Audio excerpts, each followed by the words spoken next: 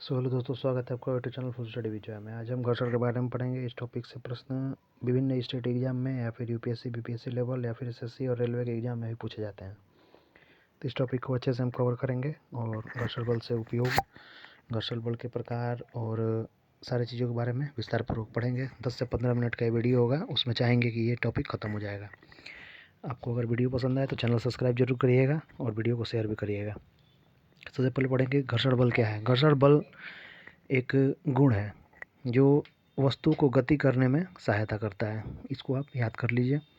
जब हम चलते हैं उस समय घर्षण बल का प्रयोग होता है और वाहनों के चलने के लिए भी, गति करने के लिए, सारी चीज़ों में ये गति का विरोध भी करता है। इसकी वजह से गति भी होता है। तो इसको चलिए पढ़ते हैं विस्तार पूर्वक। चलिए शुरू करते हैं। दिया है कि घर्षण वह गुण है, बुक की भाषा बता रहे हैं आपको। घर्षण वह गुण है जिसके कारण दो भिन्न या विषम वस्तु, रफ बॉडी होनी चाहिए, के मध्य प्रतिरोधी बल उत्पन्न होता है, जो एक वस्तु को दूसरे वस्तु के सापेक्ष खिसकाने का विरोध करते हैं। बल जो सदैव वस्तु की संभावित गति या खिसकने की दिशा में विपरीत कार्य करता है, घर्षण बल कहलाता है। दो सतहों के बीच सापेक्ष गति प्रारंभ होने के पूर्व इन सतहों के मध्य घर्षण बल को स्थैतिक घर्षण कहा जाता है। जिन समय सतहों में सापेक्ष गति होती है उनके मध्य घर्षण को बल को गति ऊर्जा का घर्षण कहा जाता है। तो घर्षण के प्रकार देख लीजिए, एक्सप्लेन हम अभी कर रहे हैं। घर्षण के प्रकार कितने हैं? घर्षण के 3 प्रकार हैं। एग्जाम में पूछ देता है सीधे। घर्षण के कितने प्रकार होते हैं आपको याद रखना है कि जो यहाँ पर दिख रहा है घर्षण के 3 प्रकार यही है: स्थैतिक घर्षण, सर्पी घर्षण और लोटनिक घर्षण। इसको विस्तार पूर्वक हम पढ़ेंगे। स्थैतिक घर्षण को स्टैटिक फ्रिक्शन कहा जाता है। स्टैटिक फ्रिक्शन क्या होता है? यदि जमीन पर लकड़ी का बड़ा गुटका रखा हो तथा उसे खिसकाने हेतु बल लगाया जाए तो वह नहीं खिसकता है, अतः दोनों सतहों के बीच एक घर्षण बल कार्य कर रहा है। इस घर्षण बल को ही स्थैतिक घर्षण बल कहा जाता है। इसका परिमाण लगाए गए बल के बराबर तथा दिशा बल के विपरीत होती है। उसके बाद सर्पी घर्षण किसको कहते हैं? इसको स्लाइडिंग फ्रिक्शन कहा जाता है। जब कोई वस्तु किसी धरातल पर सरकती है तो सरकाने वाली वस्तु एवं धरातल के मध्य लगने वाले घर्षण बल को सर्पी घर्षण बल कहते हैं। जैसे बिना पहिए की किसी गाड़ी को जमीन पर खींचने पर गाड़ी एवं जमीन के मध्य लगने वाला बल सर्पी घर्षण बल होता है। उसके बाद तीसरा हमारा लास्ट में आता है लोटनिक घर्षण, जिसको रोलिंग फ्रिक्शन कहते हैं। रोलिंग फ्रिक्शन क्या है? रोलिंग फ्रिक्शन के बारे में पढ़ेंगे कि जब एक वस्तु दूसरे वस्तु की सतह पर लुढ़कती है तो दो सतहों के मध्य लगने वाले घर्षण बल को लोटनिक घर्षण बल कहा जाता है।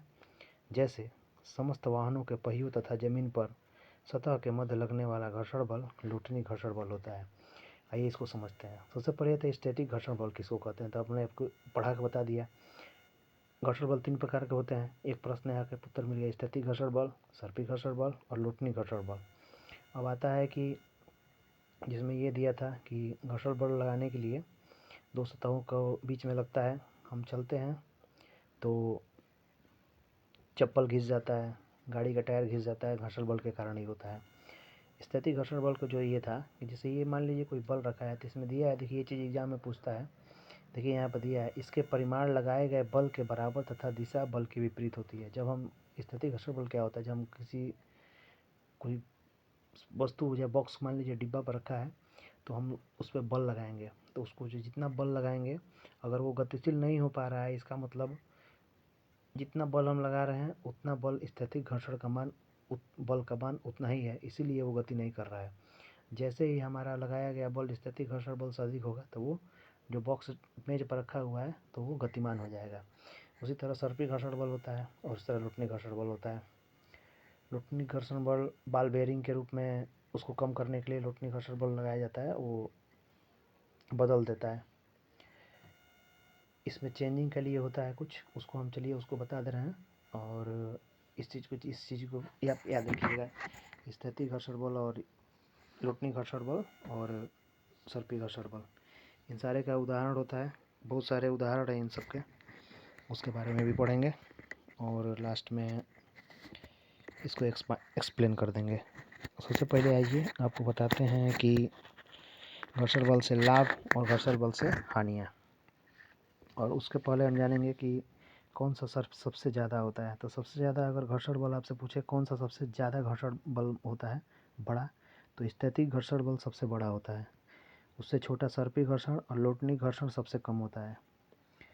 घर्षण बल के लाभ, घर्षण बल की आवश्यकता। घर्षण के कारण चलना संभव है।